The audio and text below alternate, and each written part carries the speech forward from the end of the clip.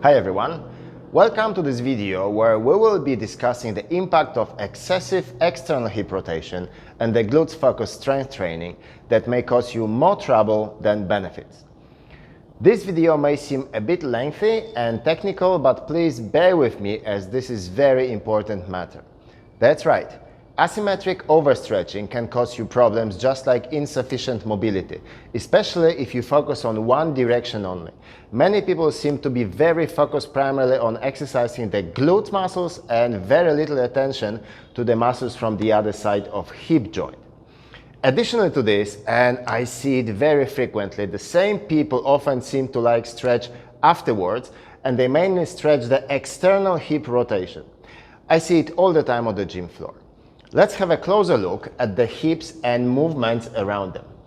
External hip rotation is when the thigh bone rotates outward, away from the midline of the body. This movement is important for many activities such as walking, running, but excessive external rotation, if not balanced by equally sufficient internal rotation, can cause problems. By practicing larger external hip rotation, we stretch the inhibiting muscles, which in this case are internal hip rotators. Stretching them and not strengthening them makes them weaker than the opposite side muscles, that is external rotators. On the other hand, internal hip rotation is when the thigh bone rotates inward, towards the midline of the body. This movement is just as important as external rotation, but it's often neglected. When the hip internal rotators are weak or tight, it can limit the range of motion in the hip joint and lead to compensation in other areas of the body. This can cause pain and dysfunction in the hips, knees, or even lower back.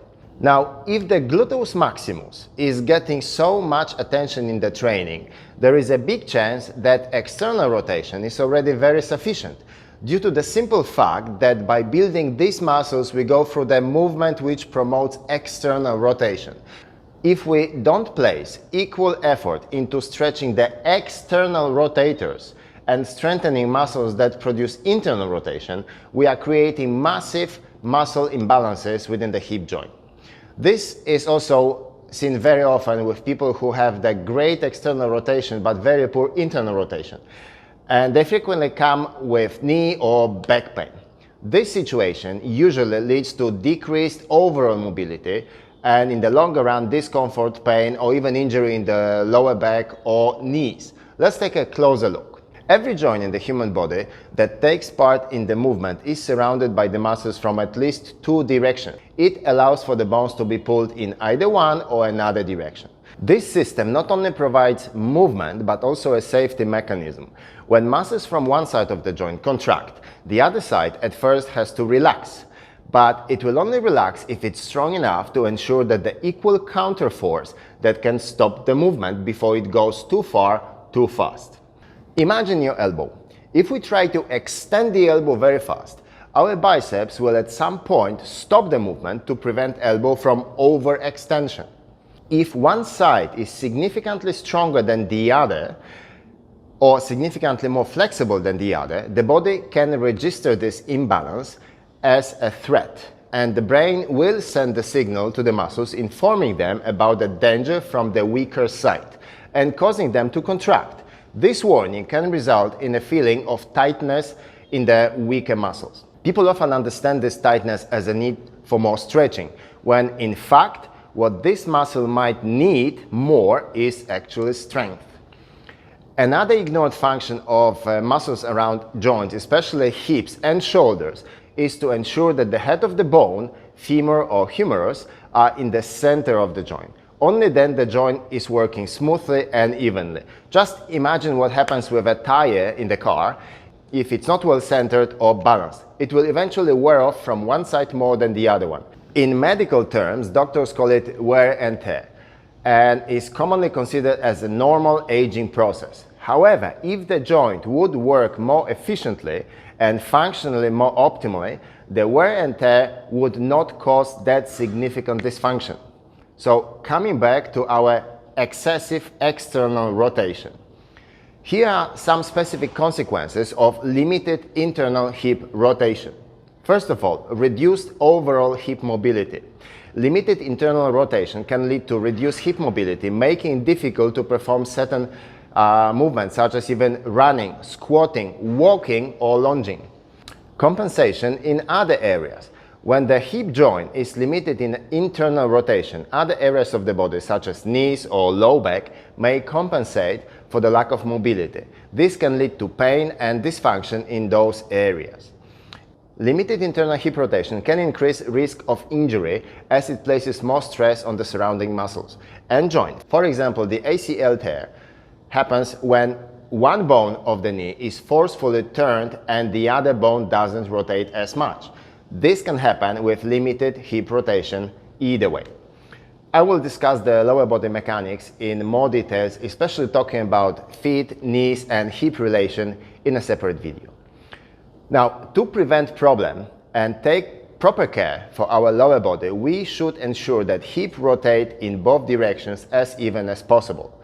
The balance should be considered between external and internal rotation and also between the left side and the right side of the body. Here are 10 exercises to improve your internal rotation by stretching external rotators and strengthening internal rotators. 90-90 internal rotation stretch. In the sitting position where most of the joint here are at the 90 degrees angle, we consider this side to be stretched into the internal rotation. So in order to enlarge the internal rotation, we want to make the hip sink down and reach towards the leg. We can take deep breath and on exhale, sink the hip, reach to the leg and stay for about 20-30 seconds. This is the first thing we can do to improve internal rotation. Sit on the floor with your feet wide, torso straight and knees pointing up. Now, remaining one knee pointing to the ceiling, turn the knee of the other leg as low to the floor as you can. Bring it back and go for the other leg movement. Try to remain your hips on the floor throughout the entire motion. Don't allow for the hips to rotate, even though the knee would come a little bit closer to the floor, but that's limiting the effectiveness of the exercise. Push your knee as much to the floor as you can and come back. Stand at the wall or a beam. Bring knee towards the height of your hip and place it against a yoga block or a wall or some other object which can help stabilize knee in one place. Now, without moving your hips, try to rotate your leg outward as much as you can. This is working on the internal hip rotation. Try to lift your foot as high as you can, hold for a couple of seconds and relax. Lift as high as you can, hold for a couple of seconds and relax. Stand in relatively wide squat position and squat down while bringing one knee towards the center of the body down to the floor. And come back. Rotate the other knee inward and squat as deep as you can, keeping the knee pointing to the midline of the body. Avoid excessive rotation of the other leg, as this will simply convert it into split squat. Stand at the wall or some table, stabilize your position, lean forward with your hips being above the foot and turn your hips one direction. This is external rotation. And now as far as you can, turn it the other way, pointing toes of the lifted foot as much inward as you can. External rotation and internal rotation. A Copenhagen plank. This exercise strengthens adductors. These are muscles which are often participating in the internal hip rotation. Elevate the foot on some bench or a table or chair, lift the whole body and remain for 30-45 seconds, 1 minute, as long as you can hold it. If you feel stress on the knee, you can always come a little bit closer, shortening the leverage. Lie down on the floor with knees bent at about 90 degrees and a gym ball between your knees. Now, lift one foot up, squeeze knees towards each other as hard as you can, and perform single leg bridges, keeping tension between your knees all the time. Attach a resistance band to a beam, place it on your foot, close to the ankle, from the midline of the body. This will promote muscles which work on the internal rotation. Place hands on the floor, provide resistance, and bring knee to the chest and extend it towards the floor.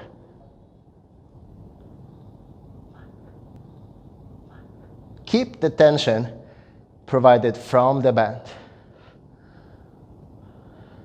All the time trying to rotate your leg outside. That's internal rotation. Place a band on the outer leg. Stabilize yourself either firmly standing on the other foot, or you can hold something and bring the leg towards your body from outside to the midline of the body. Lie down on the floor, place some object between your knees and put the short resistance loop on your feet. Now, bring your feet as far away from each other as you can, hold for 5 seconds and relax. Rotate internally, hold for a few seconds and relax. So, in conclusion, excessive external hip rotation can cause muscle imbalances and pain. And it's important to address internal hip rotation as well. By incorporating exercises that focus on internal rotation into your fitness routine, you can improve your overall hip mobility and reduce the risk of injury. Thank you for watching, and I will see you in the next video.